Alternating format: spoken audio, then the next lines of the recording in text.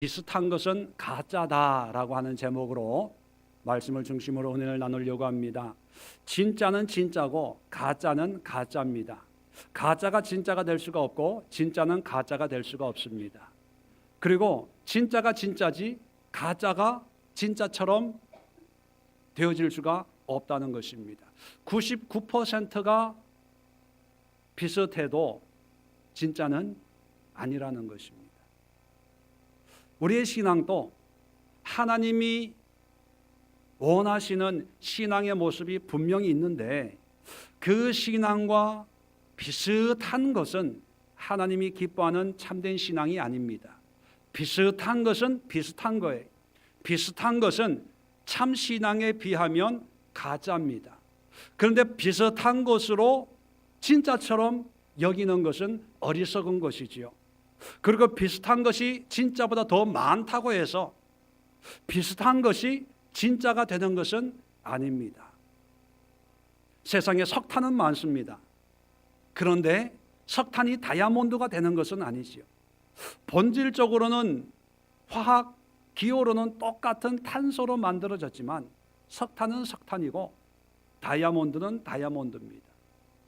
석탄이 많다고 해서 다이아몬드보다 더 값비싼 것은 절대로 아닌 것처럼 우리의 신앙에서도 하나님이 원하시는 참된 신앙의 모습, 하나님이 원하시는 참된 교회, 하나님이 원하시는 참된 성도의 모습이 성경에 분명히 있다는 것입니다. 그런데 그 바른 신앙의 모습을 추구하기보다는 많은 사람들이 편한 신앙, 그리고 많은 사람들이 가지고 있는 일반적인 신앙으로 만족을 하면서 이렇게 신앙생활하는 것이 아니냐라고 그렇게 오히려 가짜가 진짜를 가리키는 형국에 도달되었다고 저는 생각을 합니다. 아마 목회자들이나 교회를 열심히 섬기시는 분들이 꿈꾸는 교회의 롤 모델이 있죠. 어떤 교회를 꿈꾸고 있습니까? 성경적으로 사도행전에 기록되어 있는 초대교회와 같은 그런 교회에서 기도도 많이 하고, 어떤 교회는 교회 이름에 초대교회라고 이름을 붙이죠. 또 어떤 교회는 교회 표어에 사도행정적인 초대교회를 지향한다.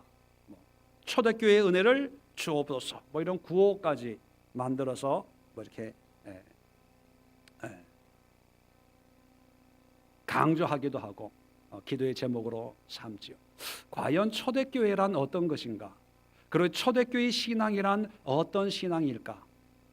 한번 생각해 보려고 합니다. 오늘 성경 본문은 여러분 너무나 잘 알고 있는 그런 내용인 줄로 압니다.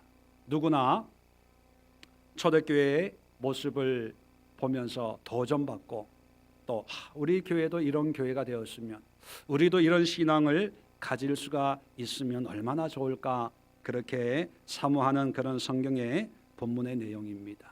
그런데 이 본문을 성경을 기록하도록 한 성령의 뜻과는 전혀 다르게 해석을 하고 또 전혀 다르게 해석되어진 그런 신앙생활, 그런 목회, 그런 교회를 세워나가면서도 이것이 하나님의 말씀과 다르다고 하는 그런 생각을 가지지를 않는다는 게 문제입니다.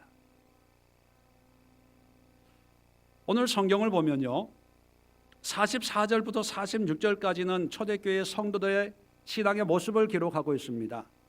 그리고 47절 끝에는 온 백성의 칭송을 받으니 주께서 그 결과를 얘기합니다. 구원받는 사람을 날마다 더하게 하시니라. 이게 무슨 뜻입니까? 구원받는 성도의 숫자가 늘어났다는 거예요. 쉽게 표현하면 교회가 부흥이 됐다는 거예요. 여러분, 초대교회의 부흥은 믿음의 결과예요. 신앙의 결과로 하나님이 부흥을 시킨 거예요. 그런데 오늘날 교회의 모습은 부흥이 목적이에요. 부흥을 통해서 하나님이 우리 교회를 얼마나 사랑하는지, 또 목사님이 얼마나 훌륭한 목사인지, 또 이 교회가 얼마나 소문난 교회인지 보여주는 하나의 열매처럼, 이렇게 결과물처럼 이렇게 얘기를 하죠. 그래서 전도에 목숨을 걸어요. 그런데 초대교회를 보면 전도에 목숨을 거르지 않아요. 물론 이 전도라는 의미는 교회의 어떤 수적인 부흥을 의미합니다. 그냥 받은 은혜대로 자기의 삶에서 열심히 신앙생활을 하다 보니까, 전도는, 교회 부흥은 누가 한 거예요?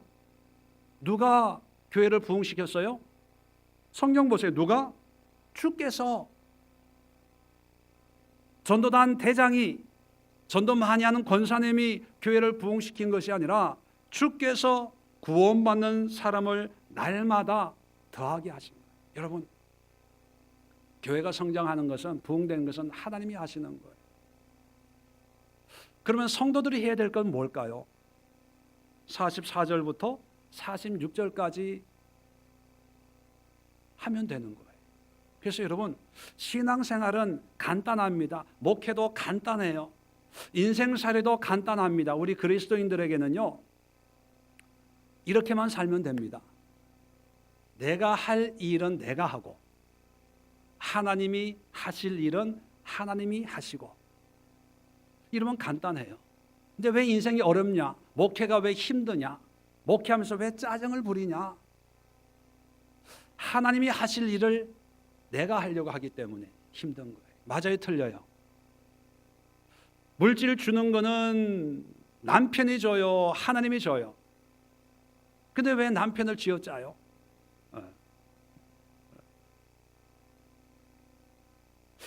내가 해야 될 일은 남편을 사랑하고 섬기기만 하면 되는 거예요. 그거 하라고 부부의 연을 맺게 했거든요. 교회 다니면서 전도 이게 부담을 많이 느낀 분들 계실 거예요. 여러분, 부담 느끼지 마세요.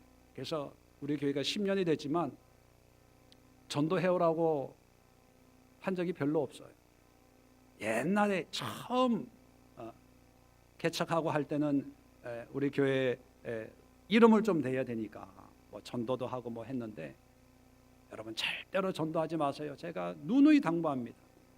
전 전도해 올까 봐 마음이 막, 이 말의 의미가 뭔가를 이따가 말씀을 드릴게요. 우리의 관심이 나의 원함에 있다는 거예요. 신앙생활 하면서도 정말 하나님의 원하심이 어디에 있는지는 생각을 안 해요.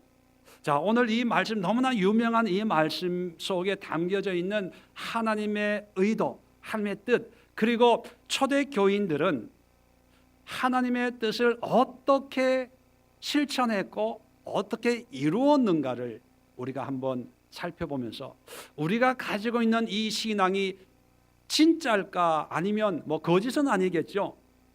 진짜일까, 진짜와 비슷한 신앙일까, 여러분 스스로 한번 점검해 보십시오.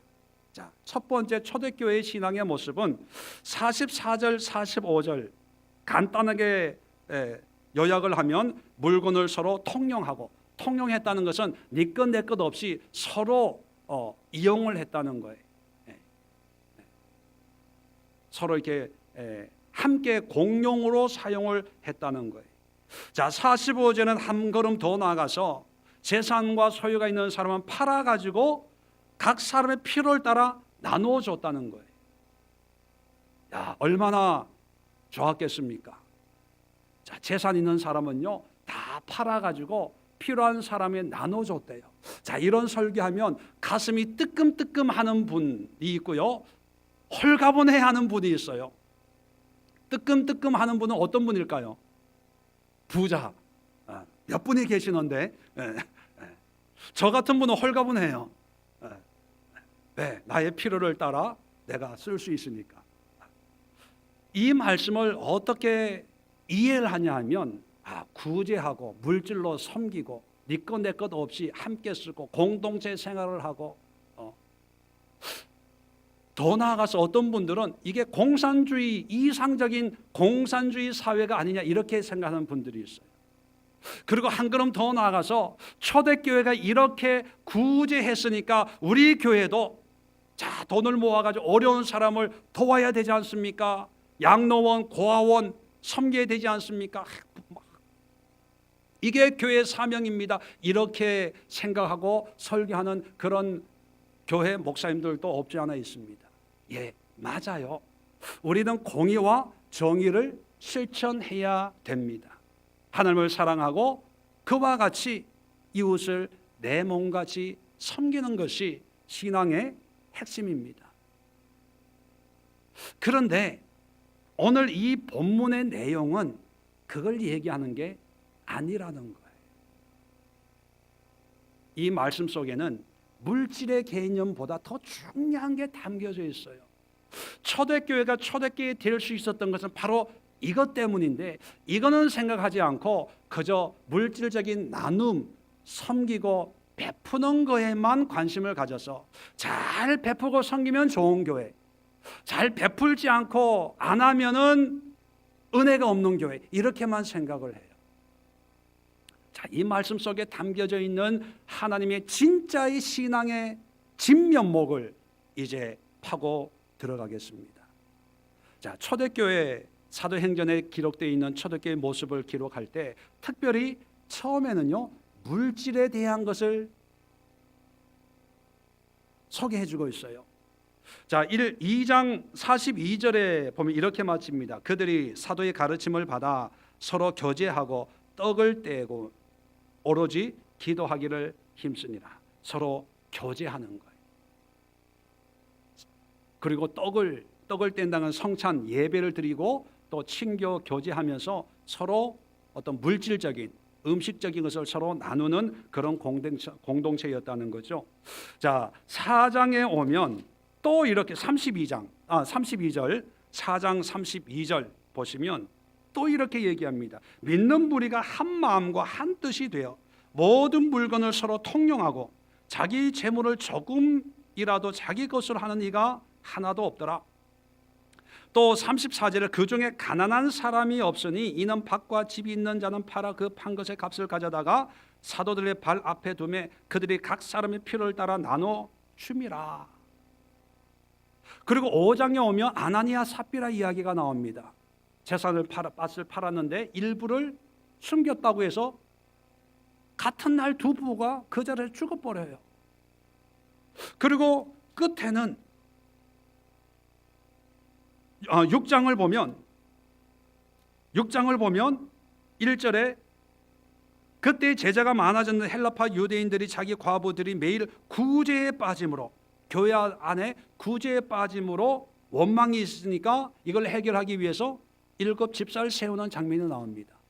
여러분, 여기에 공통적으로 개입되는 문제가 뭐냐 하면 물질 문제, 먹고 쓰고 가난의 문제거든요. 이 문제를 아주 활발하게 해결해 주는 신앙의 모습이 초대교회의 모습인 것처럼 보여집니다. 그런데 왜 이런 활발한 물질 문제가 생겼을까 하는 거예요. 단순히 구제만을 위해서 이렇게 열심히 섬겼을까? 아니면 다른 이유가 있을까? 여러분, 다른 중요한 이유가 있습니다. 그래서 이 구제보다 더 중요한 이슈가 있어요. 그게 뭐냐면 여러분,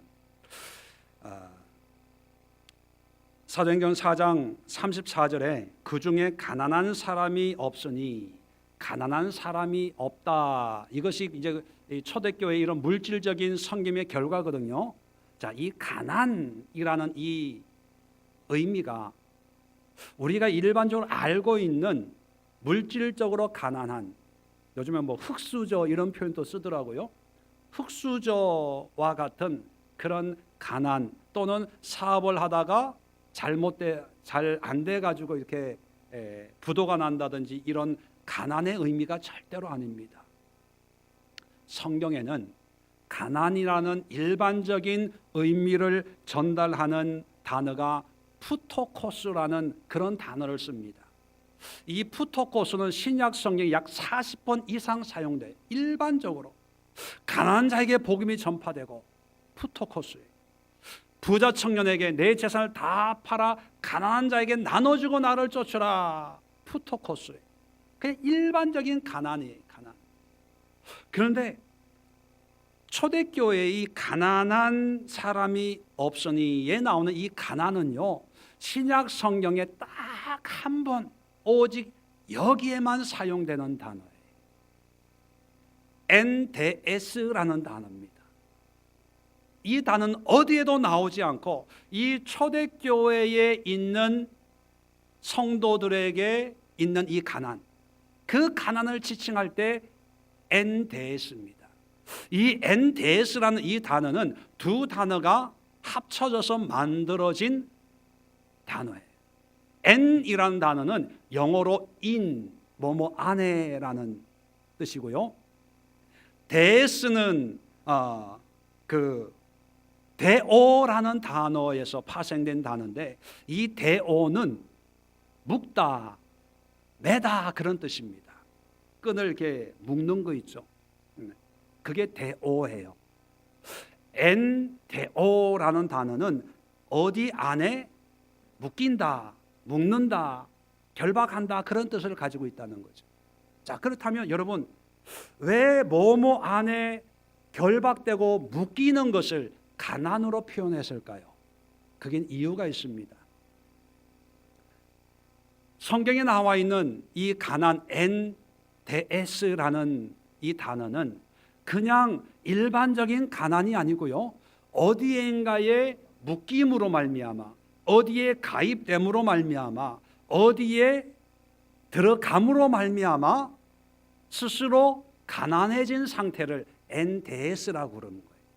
그러면 초대교회에 있었던 이 가난의 의미는 뭐냐면, 여러분, 이 사람들은 대대로 유대인들입니다. 예루살렘에 일어났던 일들을 기록하고 있는 거죠. 이 사람들은 대대로 여호와 하나님을 섬기고 성전 중심의 신앙생활을 하다가 예수님을 만나고 그 예수님의 죽으심과 부활함을 목격을 하고, 그리고 사도행전 2장에 있는 오순절 마가 다락방에 임했던 성령의 임함을 경험하고, 그리고 베드로의 설교를 통해 3,000명의 회개를 하기 시작을 하는 거예요. 자, 그러다 보니까 우리가 죽인 그 예수가 하나님, 우리의 그리스도시구나, 이걸 깨닫게 되는 거예요. 그때부터 예수님을 믿기로 결단을 하는 거예요. 그래서 교회가 만들어지게 되는 거죠. 자, 그럴 때 우리에게는 별 감흥이 없지만 이 사람들에게는 대대로 믿던 이 유대교 신앙을 버리고 유대인들이 죽인 그 예수를 하나님을 섬길 때 어떤 가정에서는 핍박이 있고, 어떤 단체에서는 쫓겨나야 되고, 어떤 사회에서는 가지고 있던 모든 것을 버리는 희생을 경험해야 됩니다. 편안하고 안락했던 삶을 내려놓고 이제 고난의 믿음의 길을 걸어가야 되죠. 그럴 때 이 사람들은 가난해서 가난한 것이 아니라 믿음을 위해서 가난을 선택하고 교회로 가는 거예요. 그럴 때 교회에 매여 가난해진 거예요. 그게 NDS입니다. 자, 그럴 때 교회에 이런 사람들이 모인 거예요. 장경성 권사님이 믿음을 위해서 부귀영화를 버리고 교회에 온 거예요. 김정숙 권사님이 편안하고 안락한 삶을 버리고 예수님을 위해서 교회에 온 거예요. 전재철 집사님이 오고, 이금실 집사님이 오고, 김경아 집사님이 오고, 이런 분들이 교회에 온 거예요. 한때는요, 화려했던 사람, 잘 나가던 사람들입니다. 근데 오직 예수, 부활 승천하신 그 예수, 다시 오신다는 그 예수님을 온몸으로 영접을 하고, 죽으면 죽으리라, 주님만을 섬기겠습니다, 이런 분들이 교회에 온 거예요. 오기는 왔는데 당장 먹을 게 없는 거예요. 그럴 때 있는 사람이 나누는 거예요. 밥 먹을 때 같이 먹는 거예요. 그것도 2개가 있으면 하나는 나누는 거예요. 마실 음료수가 있으면 한 모금 한 모금 한 모금 이거예요. 돈 좀 있는 사람은 뭐 필요한 것을 사가지고 오는 거예요. 내가 샀지만 이걸 내 것이라고 얘기하지 않고 그래 같이 쓰자. 곰곰이 생각해 보니까 저기 시골에 땅 한 평이 있는 게 생각이 난 거예요. 그걸 팔아가지고 이분들하고 같이 나누는 거예요. 이게 초대교회 44절 45절이 이야기하고 있는 이런 물질의 섬김이 바로 이런 거예요. 여러분, 우리는 이 본문을 읽으면서 구제, 물질, 헌금, 나눔, 섬김으로 읽지만 초대교회의 사람들은요, 이 본문을 읽으면서 뭐를 기억을 했을까요? 아, 이 교회 믿음에 헌신한 사람이 많았구나. 정말 대단한 사람이 많았구나. 한때 잘 나가던 사람들이 참 이 교회 정말 복음을 듣고 하나님 앞에 헌신된 사람들이 정말 많았구나. 이걸 깨닫는 거예요. 다시 말하면 오늘 44절 45절을 통해서 하나님이 우리에게 주시는 하나님의 음성은 뭐냐면 초대교회는 예수를 위해서, 복음을 위해서, 십자가를 위해서, 다시 오실 그리스도를 맞이하기 위해서 한때는 우상을 섬기면서 먹고 살았던 사람들, 죄를 지으면서도 부자가 됐던 사람들, 점을 치면서 유명했던 사람들이 예수님을 믿고 다 옛삶을 던져버리고 몸뚱이 하나만 가지고 교회로 와서 신앙생활하는 그런 결단과 헌신의 사람들이 많았다는 것을 우리에게 말씀해 주는 거예요. 그리고 그런 사람들을 있는 사람들이 섬기는 거예요. 후원하는 거죠. 다시 말씀드리면 이 말씀을 통해서 물질을 얘기하는 것이 아니라 주님을 향한 헌신을 얘기하는 거예요. 그런데 우리는 헌신보다는 지갑이 먼저 열리죠. 왜? 헌신할 시간이 없어요. 난 원래 바쁜 사람이니까 봉사는 못하고 목사님 감사 헌금하겠습니다. 뭐 전도 헌금하겠습니다. 구제 헌금하겠습니다. 이걸로 때우려고 해요. 예, 그것도 필요해요. 그게 나쁘다는 게 아닙니다. 교회가 구제도 해야 됩니다. 물질로 섬겨야 돼요. 그런데 비슷하지만 오늘 본문이 얘기하는 하나님의 음성은 아니라는 거예요. 그렇다면 우리가 이 말씀을 통해서 초대교회의 신앙을 회복하고 초대교회의 은혜로 돌아가려고 한다면 초대교회 같은 경우 활발한 구제보다도 왜 구제를 해야 될까? 그 구제 뒤에 있는 이유, 구제의 이유가 뭡니까? 믿음의 헌신이거든. 이게 이해가 돼야 5장에 나오는 아나니아 삽비라 이야기가 이해가 되는 거예요. 이게 이해가 안 되면 사람들이 이렇게 묻습니다. 목사님, 아니 땅 팔고 집 팔아 헌금 한다고 했다가 급한 일이 생겨서 얼마를 급하게 썼어요. 그럴 수 있는 거 아닙니까? 그런데 왜 하나님은 죽입니까? 남편도 죽이고 아내도 죽이고 너무 무서워서 이거 함부로 헌금 하겠습니까? 함부로 교회 다니겠습니까? 뭐 이렇게 생각하는 분들이 있어요. 만약에 하나님이 그런 분이면 저부터 안 믿어요. 그런데 아나니아 삽비라의 이 헌금의 문제는 물질의 문제로 해결하면 절대로 해결이 안 돼요. 이해가 안 돼요. 보세요. 생각해 보세요. 교회에는 자기 재산을 다 팔고 지위도 버리고 또 명예도 버리고 인기도 버리고 오직 예수를 위해서 맨발로 뛰쳐나온 사람들이 모여서 신앙생활을 하는 거예요. 그죠? 그분들을 이제 섬기는 거예요. 아나니아 삽비라도 이분들을 섬기는 거예요. 그런데 섬기려고 하다 보니까 이것도 좀 있으면 좋겠고 너무 아깝다. 야, 이거 노후 자금인데 이것까지 이분들 섬기면 나는 노후는 어떻게, 이런 생각이 들기 시작을 해서 조금 빼놓은 거예요. 빼놨는데 하나님은 그것을 죄로 여긴 거예요. 왜 죄로 여깁니까? 다른 사람은 이렇게 신앙생활 하는데 너는 그것도 못 내려놓냐? 아무개 집사는 믿음을 위해서 재산 다 그대로 주고 믿음을 위해서 혼자 알몸뚱이로 걸어 나와서 신앙생활 하는데, 너는 아나니아 삽비라가 교회 이미 멤버가 됐잖아요. 그죠? 신앙생활 하면서도 아직도 너의 그 욕심을 못 내려놓냐? 하나님에 대한 헌신, 믿음에 대한 결단을 얘기하는 거예요. 돈의 문제가 아닙니다. 자꾸 물질로 생각하지 마세요.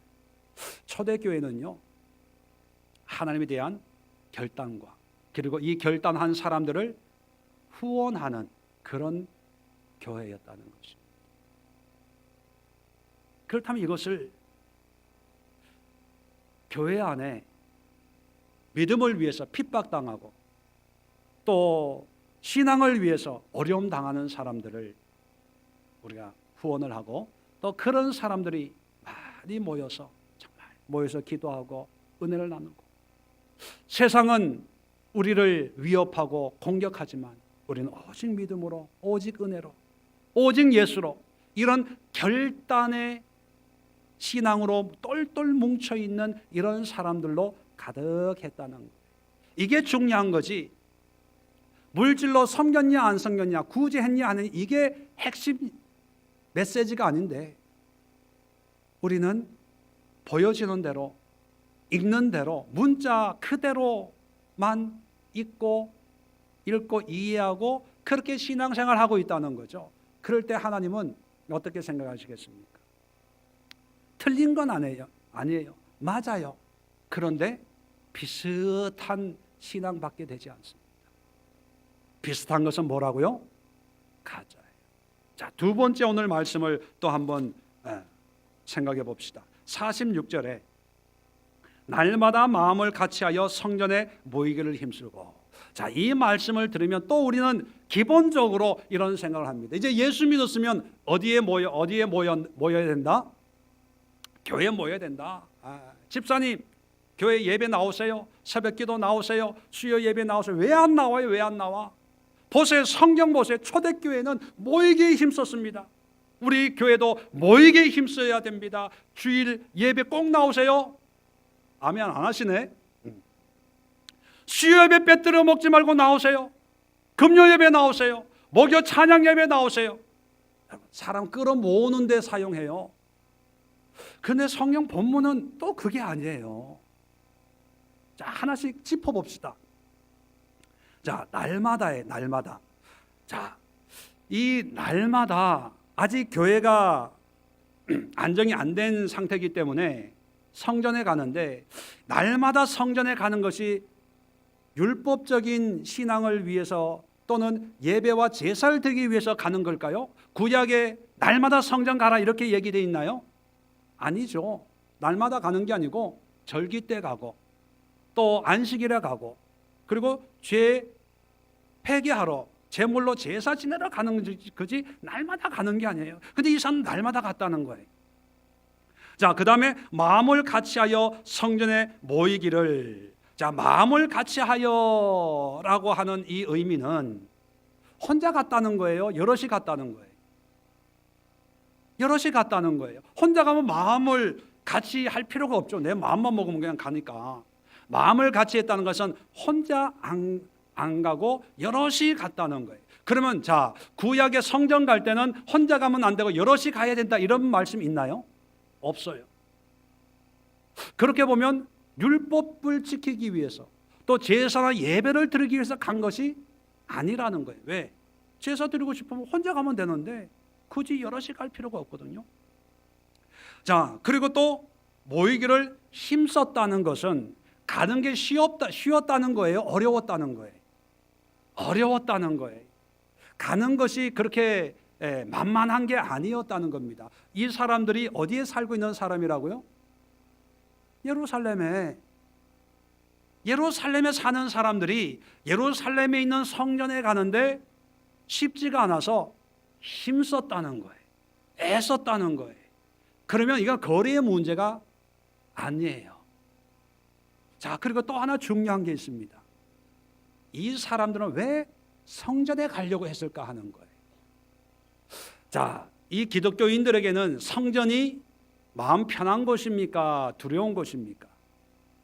두려운 곳이죠. 왜요? 성전에 있는 사람들이 예수님을 죽였잖아요. 성전에서 예수님을 사형 선고를 내렸지 않습니까? 그리고 그 예수님을 믿는 사람들을 잡아 가두려고 하는 그런 대제사장 이하 바리새인들, 사두개인들이 바글바글한 곳이 성전이에요. 그러니까 예수님이 잡혔을 때도 제자들이 다 도망을 갔지 않습니까? 그리고 마가의 다락방에 기도할 때도 몰래 숨어서, 성전이 아니라 마가의 다락방에 옥탑방에서 숨어서 기도했던 사람들인데 성령 받고 성전에 가요. 왜 갔을까요? 왜 날마다 갔을까요? 왜 혼자가 아니라 여럿이 갔을까요? 왜 가기 힘든데도 가려고 애를 쓰면서 갔을까요? 예배 드리러요? 기도하러요? 하나하나 따져보면 우리는 압니다. 예배나 제사 드리러 가는 게 아니라는 걸 알아요. 그런데 우리는 어떻게 해석한다고요? 교회 와서 예배 드리라고. 집사님, 예배 드리러 나오세요. 예배 드리러 나오세요. 그렇게 이용해요.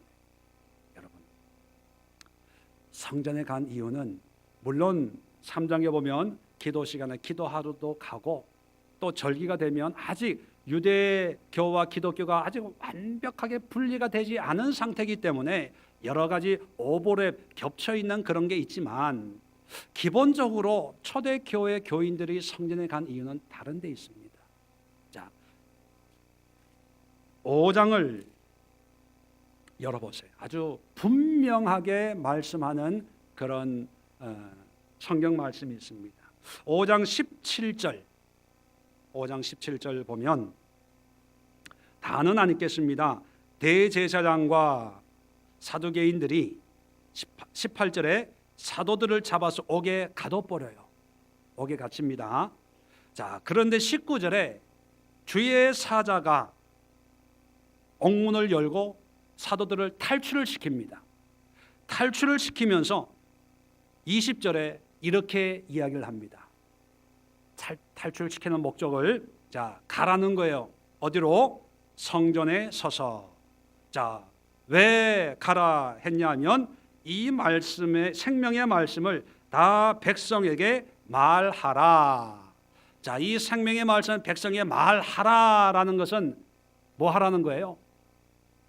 전도하라는 거예요. 복음 전하라는 거예요. 복음 전하라는 거예요. 자, 이 말씀을 듣고 21절에 그들이 듣고 사도들입니다. 새벽에 성전에 들어가서 가르치더니, 자, 새벽에 성전에 가서 가르치기 시작해. 뭐를 가르쳤을까요? 예수님이 하나님이다라는 걸, 너희가 죽인 예수가 우리의 그리스도라는 걸 가르치기 시작하는 거예요. 자, 아침이 되어서 옥에 갇힌 사람을 찾아보니까 없는 거예요. 도망을 간 거예요. 어디 갔나 보니까 성전에 있는 거예요. 이걸 이제 보고하는 거예요. 25절에 사람이 와서 알리되, 이제 보고하는 겁니다. 보소서 옥에 가두었던 사람들이 성전에 서서 백성을 가르치더이다. 성전에서 뭐 했다고요? 복음을 전하고 있어요. 성전에 간 이유는 제사 예배가 아니라 복음 전하러 간 거예요. 그래서 42절 제일 끝에 한 줄로 사도들의 활동을 이렇게 요약을 합니다. 그들이, 사도들입니다, 날마다 성전에 있든지 집에 있든지 예수는 그리스도라 가르치기와 전도하기를 그치지 아니하니라. 여러분, 결론적으로 성전에 뭐 하러 갔어요? 전도하러 간 거예요. 왜 성전에 전도하러 갔을까요? 아니, 전도하려면 성전 아닌 바깥 안 믿는 불신자들, 이방인들 전도해야 되지 않겠습니까? 왜 성전에 갔을까요? 여러분, 사도들이 볼 때 유대인들이나 기독교인들이나 같은 하나님을 믿잖아요. 믿는데 유대인들을 보니까 안타까운 거예요. 왜요? 하나님이라고 말은 하지만 자기들이 만들어 놓은 율법적인 역사와 전통과 시대를 따라 만들어 놓은 하나님 우상을 섬기고 있더라는 거예요. 그러니까 그 우상 섬기는 유대인들이 예수님 진짜 하나님이 오셨는데 죽여버리는 거예요. 안 믿는 사람은, 모르는 사람은 모르니까 저렇게 산다고 하지만 안다고 하고 잘 안다고 하고 열심히 믿는다고 하고 대대로 믿는다고 하는 유대인들 보기엔 더 안타까운 거예요. 그리고 성전에는 유대인들 뭐하러 옵니까? 제사 지내러 오는 거예요. 누구한테? 하나님한테. 우리식으로 얘기하면 예배 드리러 오는데 그 예배 드리는 것이 하나님과 전혀 관계없는 자기의 만족과 자기의 습관과 어떤 자기의 생각 속에 있는 그런 하나님만 섬기고 있으니까 답답한 거예요. 속이 터질 것 같은 거예요. 그러니까 이 사람들에게 하나님은 이런 분이고 예수님이 이래서 이 땅에 오시고 이렇게 말씀을 전하셨고 이 예수가 우리가 섬겨야 될 하나님입니다. 정신 좀 차리십시오. 이 사람들아. 이렇게 얘기해 주러 가는 거예요. 이해가 되시겠죠? 그러니까 날마다 가는 거예요. 혼자는 두렵잖아요. 아직도 두려우니까 같이 한 마음으로 같이 갈 사람을 찾는 거예요. 두세 사람이 모여서 가는데 발걸음이 떨어져요? 안 떨어져요? 안 떨어지는 거예요. 가봐야 기다리는 사람들이 뻔히 알잖아요. 안 받아들일 거를. 바리새인, 사두개인 뭐 말로 하면 뭐 당해낼 재간이 있습니까? 그래도 가봐야 소용이 있을까? 들을까? 회개할까? 믿는 사람이 몇 명이나 될까? 뭐 이런 생각이 있지만 그래도 힘써 성전에 모이기를 힘쓰는 거예요.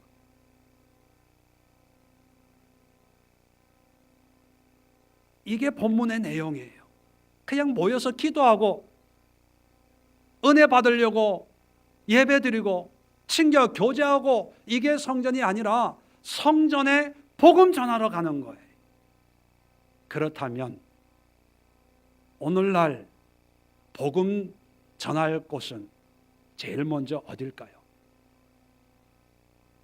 어딜까요?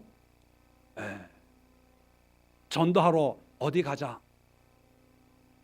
교회 가자. 왜요? 교회 안에 같은 하나님을 믿는데 같은 성령을 가지고 신앙생활하고 같은 지붕 아래서 믿음생활 하는데 보면요, 자기가 만든 하나님을 섬기는 사람들이 있어요. 성경하고는 전혀 달리 자기가 정해놓은 하나님이 있어요. 모르는 사람은 모른다고 쳐요. 그런데 안다고 하는 사람이 그렇게 신앙생활해요. 더 답답한 거예요. 평생 주일을 성수하고 평생 11조하고 평생 술 담배 안 하고 평생 봉사하고 평생 목사님 오른팔 왼팔 하다가 지옥 가. 이건 너무 아까운 거예요. 차라리 그 시간 놀러 다니지. 차라리 그 시간 술 먹고 즐기지. 들었던 그 물질 그거 가지고 먹고 놀고 즐기지. 그러면 떳떳하게 지옥 가잖아요. 근데 이것도 못하고 저것도 못하고 그러고 지옥 가니까 더 답답한 거예요. 답답한 거예요. 그러니까 전도하러 어디 간다? 집사님, 예수님은 이런 분이에요. 하나님은 이런 분이 제발 정신 차리고 좀 신앙생활 제대로 하세요. 제대로 하세요. 권사님, 제대로 생활 좀 하세요. 안수 집사님, 제가 왜 소리치냐 하면 잠 깨우려고 하는 거니까 다른 의도는 없습니다. 답답해서 혼자는 마음이 떨리니까 아니 내가 어떻게 집사님한테 내가 어떻게 권사님한테 그래서 자리를 만드는 거죠. 마음이 맞는 사람, 은혜 받은 사람. 집사님, 우리 아무개 권사님 만나가지고 우리 밥 한번 먹읍시다. 그래서 우리 받은 은혜를 나눕시다 해서 전날 약속을 잡았어요. 자, 만나기로 약속한 장소까지 가는데 발이 떨어져요, 안 떨어져요? 안 떨어져요. 괜히 가는 거 아니야. 괜히 한마디 했다 10마디 듣는 거 아니야. 나보다 더 잘하는데. 그 사람이 들을까? 고집 센데. 하지 말자. 그래도 해야 돼. 힘쓰는 거예요. 애쓰는 거예요. 모이기에. 그거예요, 그거. 그게 본문의 내용인데 이거와는 전혀 달리 은혜 받으러 가지. 은혜 받으러. 그래서 여러분 오셨잖아요. 오늘 무슨 은혜? 졸다 가는데. 헌금은 하지 마시고 숙박비는 꼭 내시기 바랍니다. 여러분, 초대교회 때는요, 복음을 전하는 거예요. 믿든 안 믿든. 간이 배 밖에 나오죠. 어디 성전에서 기라성 같은 사람들이 있는 곳인데 이 사람은 뭐 배운 사람입니까? 학식이 있는 사람이요? 아니거든. 그래도 힘들어도 두려움이 있어도요, 전하는 거예요. 집사님, 이렇게 믿으면 안 돼. 이렇게 믿으면. 그게 본문의 내용인데, 하나님의 뜻인데, 이 말씀 한 줄 읽고요. 여러분, 주일 성수하십시오. 수요 예배 나오세요. 금요 예배 나오세요. 여러분, 제가 여러분들에게 교회 예배 참석하라는 것은요, 예배 숫자 채우기 위함이 절대로 아닙니다. 어떤 분들은 그렇게 생각하는 분들도 있을 거예요. 자꾸 목사님이 교회 예배 물론 제가 예배 나오라고 그렇게 많이 잔소리를 안 하잖아요. 그죠? 왜냐하면 이렇게 오해할까 봐. 목사님 또 자리 채우려고 한다. 또 어떤 분이 이렇게 생각해요. 자기 사람 만들려고 한다, 이런 생각을 해요. 그래서 나는 절대로 당신의 영향을 안 받습니다. 나는 내 신앙 내가 가져갑니다. 이런 고집이 있어요. 그래서 순종을 안 해요. 그 마음을 알죠. 근데 여러분, 나의 어떤 영향력을 미치려고 하는 게 절대로 아닙니다. 어떤 빈자를 채우려고 하는 건 절대로 아닙니다. 저는 한 사람, 두 사람이 있어도요, 참 감사하게 설교하는 사람이, 그게 아주 익숙해져 가지고 오히려 많으면 부담이 돼요. 잘하려고. 교회 나오는 것은 다른 문제예요. 조금 이따가 말씀드리고요. 오늘 본문에 나오는 성전에 가는 것은 복음 전하는 거예요. 그래서 여러분, 오늘날 복음은 안 믿는 사람이도 물론 전해야 돼요. 그런데 믿는다고 하는 사람, 비슷한 신앙을 가지고 있는 사람들에게 더 강력하게 복음을 전해야 될 때라고 저는 생각합니다. 그래서 우리 교회도 전도지를 만들어요.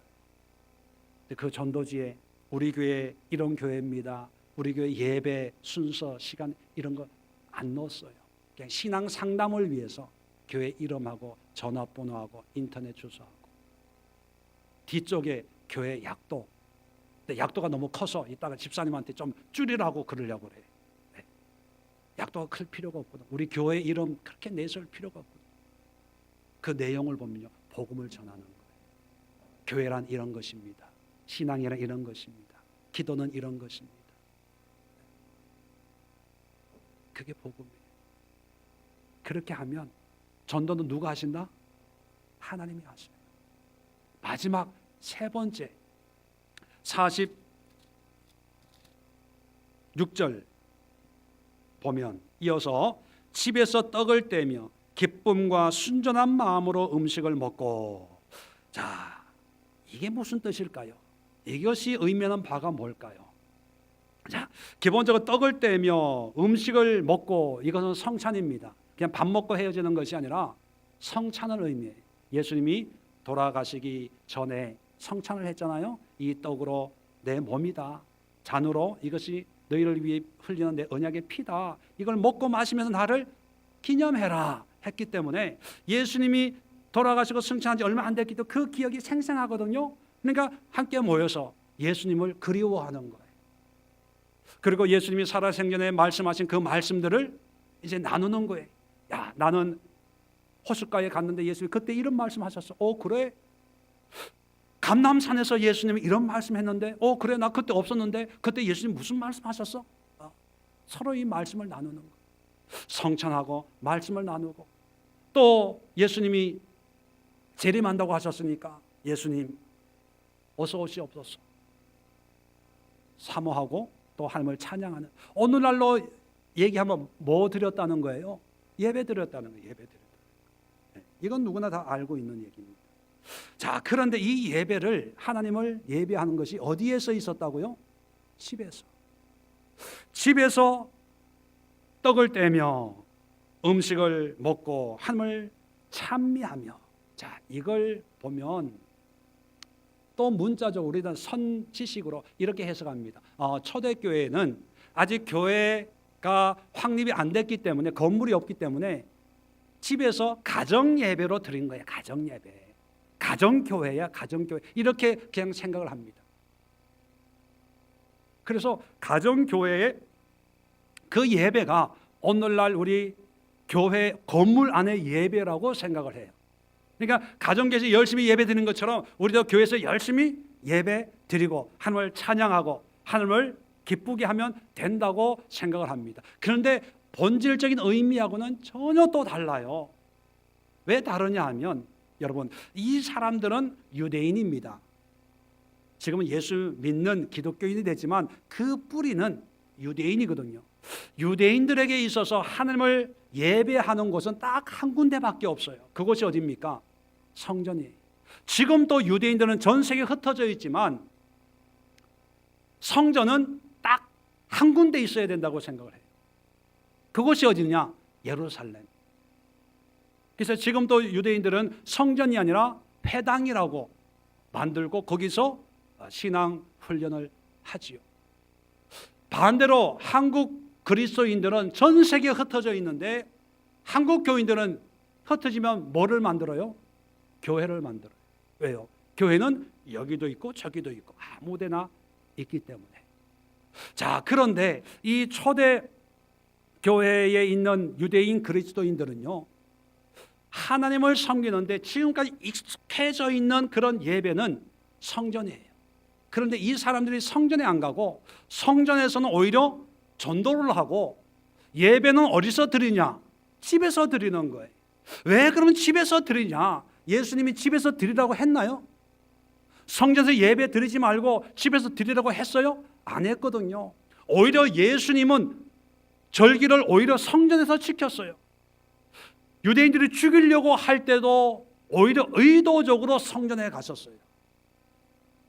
그랬다면 이 초대 교회 그리스도인들도 어떻게 하든 성전에 가서 예배 드리는 것이 당연했을 텐데 오히려 성전에 예배 안 드리고 전도를 하고 집에서 예배 드리는 거예요. 왜 그러냐면 이 집이라고 하는 것은 건물이 없어서 그냥 모임 장소로 집의 의미가 아니라 삶의 터전에 하나님을 예배하는 거예요. 성경 어디에도 내가 부활 승천하면 이제 집에서 모여서 나를 예배해라, 나 다시 오실 예수님을 기다리라 한 적이 없어요. 그런데도 집에서 모이고 집에서 예배 드리기 시작한 것은 예수님께서 하나님의 영이시니 신령과 진정으로 예배할지니라. 영이신 하나님이 계신 곳이면 그 어디나 교회가 되고 성전이 되기 때문에 그래서 집에서 모이는 거예요. 이 집이라고 하는 것은 좀 확장하면요, 우리의 모든 삶을 주님 앞에 오픈해 드리는 거예요. 일터가 될 수가 있고 회사가 될 수가 있고 학교가 될 수가 있고 부엌이 될 수가 있고 자동차 안이 될 수가 있는 거예요. 이 속에 소수의 사람들이 모여서 그냥 하나님을 예배하기 시작을 합니다. 그게 어떻게 하다가 그렇게 했는데 이것이 점점 발전을 해서 오늘날의 교회가 된 거예요. 가족끼리 모여서 몇 가정이 모여서 시작을 했는데 하나님께서 믿는 자의 수를 더해 가다 보니까 로마를 뒤집는 그런 역사가 일어난 거예요. 초대교인들은 한 번도 그런 기도 안 했을 거예요. 주여 1000명이 모이게 하옵소서, 10,000명이 모이게 하옵소서, 이런 기도 안 했을 거예요. 그냥 모인 사람들끼리 하나님을 찬양하고 떡을 떼고 나누고 베풀고 섬기고 믿음의 헌신들 한 사람들 격려하고 하다 보니까 사람들로부터 칭송을 받는 거예요. 의식에서 칭찬받으려고 이 교회 주변을 섬긴 게 아니고 하나님의 은혜 가운데 그렇게 살다 보니까 좋은 소문이 나는 거예요. 그러다 보니까 하나님이 한 사람, 두 사람 보내주시다 보니까 교회가 된 거예요. 여러분, 신앙의 본질이 뭡니까? 교회란 무엇이며 교회 신앙이란 무엇입니까? 우리가 익히 알고 있는 그런 신앙의 모습, 그리고 성경 지식이 얼마나 이 잘못된 것이라는 것을 우리는 깨달아야 돼요. 저 역시도 마찬가지입니다. 이렇게 말씀드리는 이런 말씀 또한 하나님 앞에 잘못된 것일 수 있어요. 그럴 때는 날마다 말씀을 깨뜨려서 하나님의 성령의 뜻에 순종하는 그런 삶을, 또 그런 목회를 해야 되겠죠.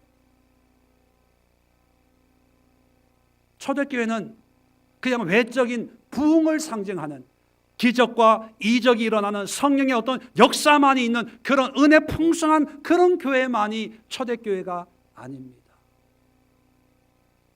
초대교회는요, 이름 없는 사람들이, 한두 사람들이 모여서 하나님이 기뻐하지 않는 삶을 다 청산하고 모든 부귀영화를 배설물처럼 여기고 스스로 가난해진 NDS의 사람들이 모였어요.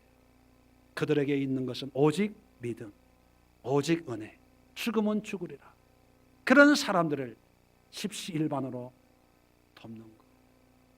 많은 것이 아니라, 좋은 것이 아니라 그저 내가 먹는 것, 입는 것, 내가 가진 것으로 섬기는 것. 여기에 특별히 구제라는 거창한 이름을 붙일 필요조차 없는 그냥 나눔이었습니다. 그런 나눔을 하고 내 안에 있는 이 복음을 전하지 않으면 못 견디는 안타까움을 느꼈어요. 그래서 발걸음 떨어지지 않는 그 성전을 향해서, 그래도 오늘 하나님이 들을 귀 있는 자를 붙여주면 그에게라도 내가 복음을 전해야 되겠다. 그러면서 뜻맞는 사람들과 함께 준비 기도하고 복음을 전했던 그런 사람들이 이제 돌아와서 집에서 초라하지만 몇 명 안 되지만 그곳에서 하나님을 찬양하는 것. 여러분, 하늘을 예배하는데 화려한 성가대가 있어야 됩니까? 오케스트라의 그런 아름다운 음악이 있어야 됩니까? 큰 교회, 안락한 시설, 멋있는 건물이 있어야 됩니까? 하나님이 주시면 감사하죠. 그렇다고 없다고 해서 그것을 추구할 필요는 없는 거예요. 왜요? 하나님은 영이시기 때문에. 중요한 것은요, 우리의 삶의 예배를 드려야 돼요. 제가 교회 오세요 하는 이유는 뭐냐면 이 삶의 예배를 시키기 위함입니다. 제가 예배 드리세요라고 한 것을 들은 분이 있다면 이렇게 생각하시면 돼요. 아, 목사님이 내가 삶의 예배, 가정의 예배, 일터의 예배, 이게 안 된다고 생각을 하셔서 나를 부르시나 보다. 그렇게 생각하시면 맞습니다. 이 교회는 모여서 여기서 만족 누리는 것이 아니에요. 오늘날 교회들은 너무 이게 편안해져 가지고요, 너무 좋아가지고 마치 천국처럼 너무 은혜로워서 이게 문제예요. 너무 은혜로우니까 갈 생각을 안 해. 그리고 너무 은혜로우니까 자꾸 교회로만 올라 그래요. 왜 새가 둥지에 있는 새끼를 내보내려면 뭐 가시를 깔아 놓는다, 그런 얘기 있잖아요. 은혜 받았으면 여기서 다 쏟아 봉사하려고 하지 말고 그 은혜를 가지고 집으로 가서 부엌으로 가서 부엌으로. 여러분, 오늘 예배드리는 이 말씀을 가지고 TV 앞으로 가서 TVN, JTBC, 연합뉴스 이 TV만 보고 뉴스만 보고 앉아있지 말고 그 TV 앞에서 예배할 수 있어야 돼. 예배할 수 있어야 돼. 하나님, 이 나라가 어찌 될 겁니까? 이런 사건이 일어나고요, 이런 사고가 또 생겼네요. 하나님, 이 땅을 이게 돼야 돼요. 침 흘리면서 밥 먹으면서 TV에 뭐 뉴스 채널만 돌리고 앉아 있어요. 집에 퇴근하면. 여기 딱 그러면 3분 계시네.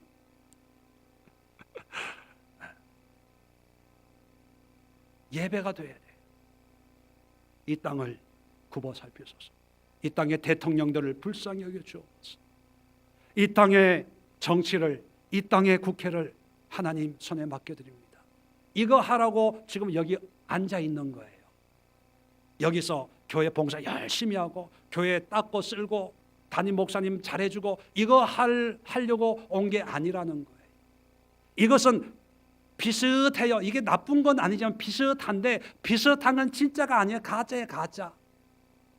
우리는 완벽한 것은 아니지만 진짜의 신앙, 진짜의 교회를 추구하기 위해서 이 귀한 시간, 이 귀한 물질, 이 귀한 마음, 이 귀한 믿음을 주님 앞에 드리고 있는 거 아닙니까? 결론으로 말씀을 정리하고 마치겠습니다. 우리는 너무 비슷한 거에 만족합니다. 우리에게는 더 바른 신앙, 하나님이 기뻐하는 것, 하나님이 원하심에 대한 열정은 없고요. 우리의 열정은 철저하게 어디에 있냐면 내 삶의 문제 해결받는 것, 이 문제 해결하는 것, 거기에만 매여 있습니다. 아까도 말씀드렸지만 인생을 편안하게 살 수 있는 방법은 내가 할 것은 누가 하고? 내가 하고, 하나님은 하나님의 일을 하고, 내가 할 것만 하면 돼요. 나머지는 하나님이 하세요.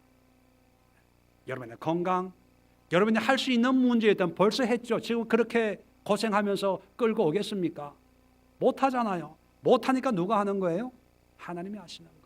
여러분의 자녀의 문제, 여러분이 할 수 있으면 벌써 했어요. 못하잖아요. 누가 해요? 하나님이. 기도는 누가 해요? 네, 목사님이. 네. 목사님이 기도 빨리 쓰면요, 여러분 다 해결 받았어요. 이 사람 믿지 마세요. 기도 빨리 없어요. 근데 우리 목사님 나를 위해 기도해 주겠지. 이 믿음은 진짜 좋아. 기도는 여러분이 하는 거예요. 우리가 하는 거예요. 우리가. 예배는 누가 하는 거예요? 집사람 자고 있으면 발로 차가지고 왜 여기서 자고 있어? 교회 가서 새벽 기도하지. 본인은 안 하고. 우리는 기도하는 거예요. 우리는 섬기는 거예요. 우리는 믿음으로 결단하는 거예요. 세상의 유익을 취하지 아니하고 더러운 일을 취하지 아니하고 오직 가난해도 작아도 드러나지 않아도 오직 믿음으로. 교회 부흥은 누가 시켜요? 주께서. 우리는 그냥 전하는 거예요. 말씀대로 기도하는 거예요. 말씀대로 섬기는 거예요. 말씀대로 가르치는 거예요. 믿고 안 믿고는 하나님이 하시는 거예요. 부담 갖지 마세요. 부담 갖지 마세요. 이렇게 쉽게 사는 거예요. 믿음 생활 쉽죠? 인생 쉽지 않습니까?